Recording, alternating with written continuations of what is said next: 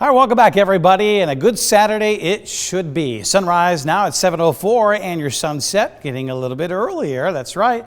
Days are not as long as they were just a month ago. It's around 8:25 the sun now sets. And today we're looking at some pretty nice looking weather, temperatures into the low 80s at noon, and we'll be around 90 as we head into this afternoon. A lot of events going on around town, and looks like overall in the next 2 days we don't have to worry about rain. Really, for the next maybe 10 days, we may not have to worry about rain. I've been mentioning all morning long, it is Hurricane Hillary that continues to make its way towards the north here and, yep, making headlines as well. It will not be a hurricane when it moves into California. I know there's some headlines out there, hurricane heading to Los Angeles. That's not going to happen. It is going to weaken because it moves into colder water. Nevertheless, though, to have a pretty strong tropical storm moving into Southern California, that doesn't happen very often, and that's why one of the first times in history we've seen tropical storm warnings in parts of Southern California. And it moves past Las Vegas and into parts of Nevada and into parts of Utah. Very heavy rainfall, and hopefully not too bad, but likely some flooding will occur. So we'll fill some reservoirs, but then flooding could be another problem.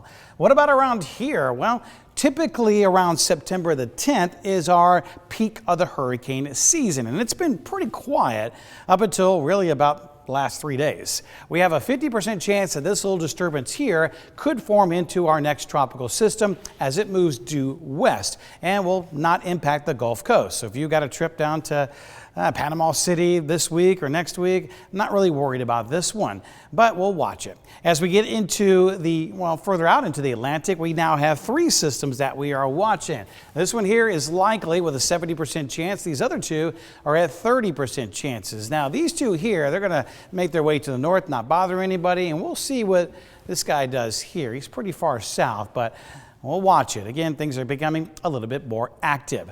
Now, between now and next Sunday, and this isn't tomorrow night, this is next Sunday, here's a look at the rainfall. Where are we? We're right here. There we are.